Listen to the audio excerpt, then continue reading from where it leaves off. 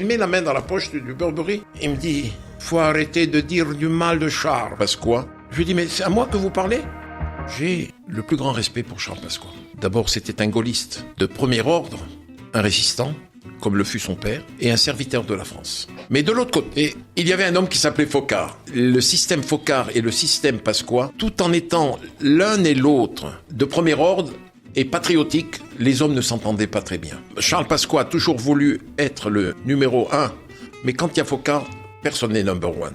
Moi, j'appartenais au système Foccart. Ça n'allait pas bien pour le système Pasqua. Il y a toujours autour de ces gens-là des acteurs de série D. Et un jour, Bernard Guillet, conseiller diplomatique de Pasqua, me demande d'aller le voir à l'hôtel Prince de Galles.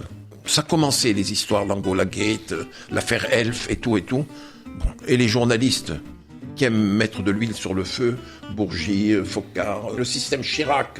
Pasqua était ministre du gouvernement Balladur, et Balladur voulait prendre la présidence, vous voyez, commencer à tourner le dos à Chirac et à le gêner. Donc, Bernard Guillet me dit, retrouve-moi au Prince de Galles. Je dis, il n'y a pas de problème. J'arrive au Prince de Galles, je vois Bernard Guillet, on s'embrasse, et je vois un homme que je n'avais jamais vu, corse, vous voyez. Un gars sympa, mais il voulait être méchant, vous voyez. La caricature du corse, méchant, vous voyez. Il ne faut pas les embêter. Je dis, alors Bernard, pourquoi tu me fais venir? On se boit le whisky. Il me dit, tu sais, Pasqua, l'affaire Elf, tout, on dit que toi... Je dis, mais tu racontes des bêtises, Bernard, mais tout cela est faux.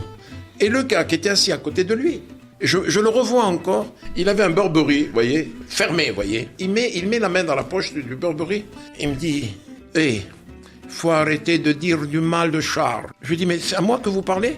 Il me dit, il faut que vous arrêtiez de dire du mal de Charles. Je lui dis, mais vous racontez des histoires. Quel mal j'ai dit de Charles Pasqua? Il me dit, attention, hein. Je lui dis, Bernard, mais tu me fais venir, c'est un traquenard, ça. Et je me suis levé. Je me suis levé pour faire face à l'homme. Vous savez, quelquefois, on est un peu fou, ou inconscient. Et je lui dis, vous savez, vous faites peur à d'autres qu'à moi. Il pourrait m'arriver malheur, monsieur. Mais j'ai une chose à vous dire. Avant minuit, l'heure de Cendrillon, il y aura des dégâts chez vous.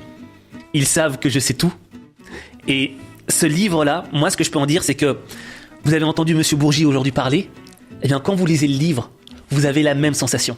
Vous avez le sentiment que Monsieur Bourgi est à côté de vous et qu'il vous parle de la même manière. On y apprend beaucoup de choses, que ce soit d'un point de vue historique, politique, mais surtout dans les relations humaines. Et moi, ce livre m'a permis de réveiller ma conscience par rapport à la vraie vie profonde. Et qui sont ces hommes qui ont un vrai rôle à jouer.